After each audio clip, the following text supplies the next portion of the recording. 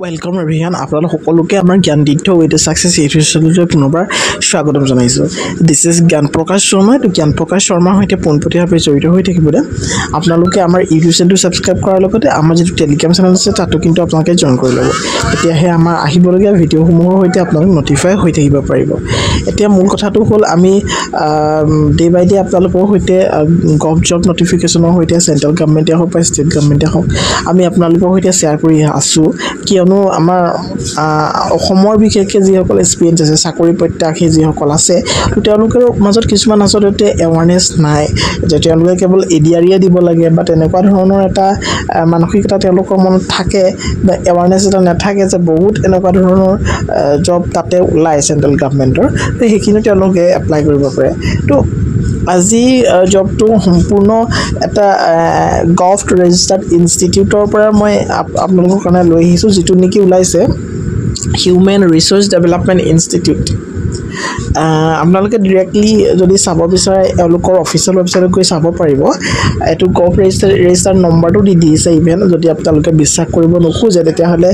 definitely এইটো চাব পাৰে আৰু ৰেজিষ্টাৰ যিটো অফিচ সেই অফিচটো কিন্তু আপোনালোকৰ নলবাৰীত আছে আৰু এডমিন অফিচটো আছে ভেটাপাৰা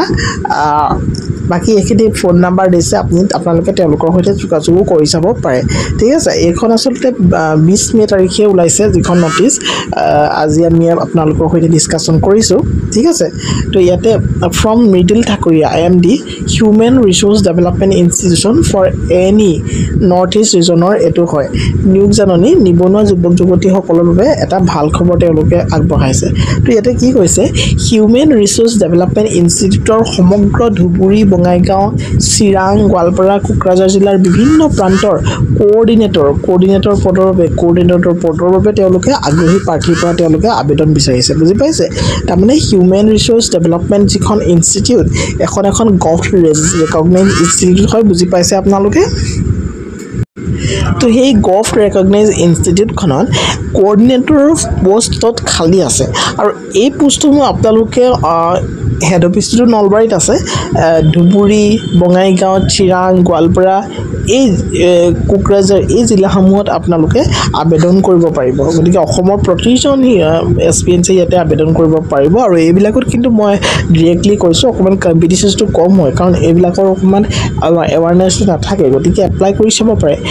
1 নম্বৰ পোষ্ট আছে সাব ডিভিজনেল প্ৰজেক্ট কোঅৰ্ডিনেটৰ যিটো নেকি SDPC বুলি কোৱা হৈছে সেইটো আপোনালোকে যদি গ্ৰেজুৱেশ্যন পাছ কৰিছে যিকোনো ষ্ট্ৰীমৰ পৰা BA BSc BCom পৰা বা যিকোনো ধৰণৰ বেচেলাৰ কৰিছে bachelor of veterinary bachelor of মানে BTech এই গোটেইখিনি যদি কৰিছে then you will be eligible for that post তাৰপৰা আপোনালোকে সাব ডিভিজনেল প্ৰজেক্ট কোঅৰ্ডিনেটৰ হিচাপে জয়েন কৰিব পাৰে next block level project coordinator BLPCত এপ্লাই কৰিবলৈ আপোনালোকে হায়াৰ সেকেন্ডাৰী পাছ কৰিলেই হৈ যাব তাৰমানে SS পাছ কৰিলে হৈ যাব যিকোনো ষ্ট্ৰীমৰ পৰা সায়েন্স আৰ্ট কমাৰ্চ যিকোনো ষ্ট্ৰীমৰ পৰা যদি আপোনালোকে হায়াৰ সেকেন্ডাৰী পাছ কৰিছে then you will be eligible for that post and then cluster level project coordinator CLPC ইয়াৰ কাৰণে আপোনালোকে 10 পাছ কৰিলে হ'ব গোটেইকেইটা পোষ্ট একেটাই কোঅৰ্ডিনেটৰ পোষ্টে এটা হৈছে সাব ডিভিজনেল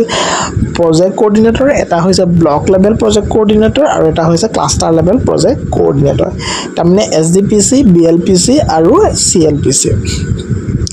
ঠিক আছে ইয়াতে চক আৰু ডিটেইলছত তেওঁলোকে লিখিছে পদসমূহ SC ST OBC MOBC জেনেৰেলৰ বাবে মুকলি থাকিব তাৰমানে সকলো কাষ্টৰ এক্সপিৰিয়েঞ্চসকলে ইয়াতে এপ্লাই কৰিব পাৰিব বয়স 18 পৰা 48 বছৰৰ ভিতৰত থাকিব সেয়েহে যিসকল প্ৰাৰ্থী এপ্লাই কৰিব বিচাৰে তেওঁলোকে http://www.hrdionline.org.in এই ৱেবছাইটত গৈ পিনে আপোনালোকে অনলাইন কৰিব পাৰিব আৰু পোষ্টৰ সংখ্যাটো যথেষ্ট এটা ডাঙৰ সংখ্যক পোষ্ট 819টা পোষ্ট 800 প্লাছ পোষ্ট আপোনালোকে কাৰণে আছে আৰু অসমৰ ল'ৰা-ছোৱালীসকলে যেটো এপ্লাই কৰিব পাৰিব গতিকে মই ভাবো আপোনালোকে এটো এপ্লাই কৰি দিটো ভাল দেই আৰু দৰমহা আকৰ্ষণীয় মানে আৰু ইমানো বেছি দৰমহা দিব বুলি মই ক'বলৈ নাযাওঁ কাৰণ 8000 টকাৰ কাৰণে আমাৰ মান্থলি কি হ'ব তো 8000 টকাৰ পৰা 16000 টকালৈকে আপোনালোকে চুক্তি অনুযায়ী পাৰ মান্থ লাভ কৰিব ঠিক আছে আবেদনৰ অন্তিম তাৰিখটো 30 জুন তাৰিখে আপোনালোকৰ অন্তিম তাৰিখ হ'ব গতিকে আজি 2 জুন তাৰিখ 3 জুন তাৰিখ আজি সময় এতিয়াও আছে আপোনালোকৰ হৈতে গতিকে এপ্লাই কৰিব পাৰে যদি আপোনালোক নিবনুৱা হৈ আছে নিবনুৱা হৈ থাকি এই চাকৰিটো এপ্লাই কৰি চাকৰিটো লৈ পানি আপোনালোকে নিবনুৱাৰ পৰা এজন কৰ্মক্ষম ব্যক্তিলৈ পৰিণত হ'ব পাৰিব সাক্ষাৎকাৰ নিজৰ জিলাতে অনুষ্ঠিত হ'ব ভয় কৰিব নালাগে এপ্লাই কৰাৰ পিছত বোলে নলবাৰী দিবগৈ লাগিব সাক্ষাৎকাৰ না ইন্টাৰভিউ আপোনালোকে নিজৰ জিলাতে দিব পাৰিব সবিশেষ জানিবলৈ আপোনালোকে এই ফোন নম্বৰ কিটাত ফোন কৰি চাব পাৰে বুজি পাইছে ডিটেইলছত দিয়া আছে আৰু ইয়াতে SD Mridul Thakuria MD human resource development Bhetapara Guwahati ঠিক আছে জবটোৰ কাৰণে এপ্লাই কৰিবলৈ হিউমেন ৰিসোৰ্স ডেভেলপমেন্টৰ যিখিনি কোঅৰ্ডিনেটৰ পোষ্ট আছে সেই পোষ্টখিনিৰ কাৰণে এপ্লাই কৰিবলৈ ডেছক্ৰিপশ্যনত সিম্পলি এটা লিংক দিয়া আছে এপ্লাই অনলাইন বুলি তো সেই অনলাইন এপ্লাই অনলাইন ক্লিক কৰিলে আপোনালোকে এনেকুৱা এখন ইন্টাৰফেচত দেখা যাব যেটো নেকি human resource development institute for north east যেটো ৰিজন স্পেচিয়ালি আসামৰ এটো মানৱ সম্পদ উন্নয়ন প্ৰতিষ্ঠান উত্তৰ পূব সংমণ্ডলৰ এটা অফিচিয়েল ৱেবছাইট এই গভ ৰেজিষ্টাৰ্ড ইনষ্টিটিউট পুনৰবাৰ দিয়া আছে এটা দেখিছে ইয়াতে গুটেখিনি আপোনালোকে চাব পাৰিব হোম এবাউট আস ৰেজিষ্ট্ৰেচন গ্যালাৰী এবাউট আসটো গুটে হিষ্ট্ৰি গম পাব কন্টেক্ট আস লগইন গুটেখিনি আপোনালোকে তাতে চাবলৈ পাব এটো তেওঁলোকৰ লোগো এটাও ইয়াতে দিয়া আছে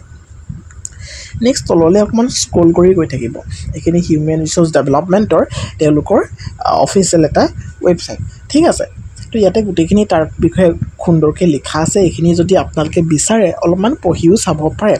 তো ইয়াতে তললে গৈ নটিফিকেশন সমূহ পাব তাৰ তললে গলে আপোনালোকে ইয়াতে দেখিবলৈ পাব ৰব এনেকে নোটিস নিউজ এন্ড ইনফৰমেশনৰ তলতে এপ্লাই অনলাইন বুলি ডাঙৰকে ব্লু কালাৰে এটা লিখাই থাকিব এইটো ইয়াতে আপোনালোকে ক্লিক কৰি দিব সিম্পলি ক্লিক কৰাৰ পাছতে ইয়াতে সব গুটেখিনি আহি গল ঠিক আছে name of post sub divisional project coordinator SDPC only graduate can apply block level project coordinator BLPC only SS can apply cluster level project coordinator CLPC above 10 plus can 10 pass খিনি apply অকমান দৰমহাটো কম এখিনিত 8000 পৰা 16000 ভিতৰত আপোনাক পাই যাব কিন্তু পোষ্টখিনি ভালে আছে আপোনাক ইয়াতে এপ্লাই কৰিব পাৰিব সিলেক্ট কৰি কোনটো যদি এপ্লাই কৰে সাব ডিভিজনেল কৰিলে সাব ডিভিজনেল যদি ব্লক লেভেল কৰে ব্লক লেভেল বা যদি ক্লাষ্টাৰ লেভেল কৰে ক্লাষ্টাৰ লেভেল মই বাৰু সাব ডিভিজনেল ৰাখিছো ক্যান্ডিডেটৰ নামটো ইয়াতে লিখিব ফাদাৰ্স নেম লিখিব ইমেইল লিখিব ফোন নাম্বাৰ লিখিব জেন্ডাৰটো সিলেক্ট কৰিব জেন্ডাৰ আপুনি মেল নে ফিমেল ডেট অফ বাৰ্থ লিখিব প্ৰেজেন্ট এড্ৰেছ পোষ্ট অফিচ এইবিলাক লিখিব যদি প্ৰেজেন্ট এড্ৰেছ আৰু পাৰ্মানেন্ট এড্ৰেছ একে হয় এটো টিক চিন কৰি দিব নেক্সট তললে ডিস্ট্ৰিক্ট সিলেক্ট কৰিব ঠিক আছে সব ডিস্ট্ৰিক্ট এটা পাব সব গুটেইখিনি ডিস্ট্ৰিক্ট অসমৰ যিমানখিনি ডিস্ট্ৰিক্ট আছে সকলোৱে এপ্লাই কৰিব পাৰিব তো ইয়াতে গুটেইখিনি আপোনালোকে দি দিব পাৰিব তাৰপিছতে আই ডু এটো ডিক্লেৰেশ্যনটো দিব তাৰপিছতে সেন্ড কৰি দিলে আপোনালোকৰ এপ্লিকেশ্যনখন সাবমিট হৈ যাব একেবাৰে সিম্পল এটা প্ৰসেস এপ্লাই কৰাৰ মই সম্পূৰ্ণ ডিটেইলছত দেখাই দিলো অফিচিয়েল ৱেবছাইটৰ হৈতে দেখাই দিলো এতিয়া মই ডেসক্ৰিপশ্যনত আপোনালোকৰ ফেক নিউজ বা ফেক কিবা বুলি যাতে কমেন্ট এটাও নাহে মই হেতু আশা কৰিম কাৰণ হেখলৈকে ভিডিওটো চোৱা কেইজনহে এই ডক্টৰ বিষয়ে গম পাব তো সৰু এটা ইনফৰমেটিভ ভিডিও আছিল যদি ভিডিওটো ভাল লাগিলে ডেফিনেটলি ভিডিওটো আপোনালোকে শ্বেয়াৰ কৰিব নিজৰ ফ্যামিলি ফ্ৰেণ্ডছৰ সৈতে thank you so much see you in next video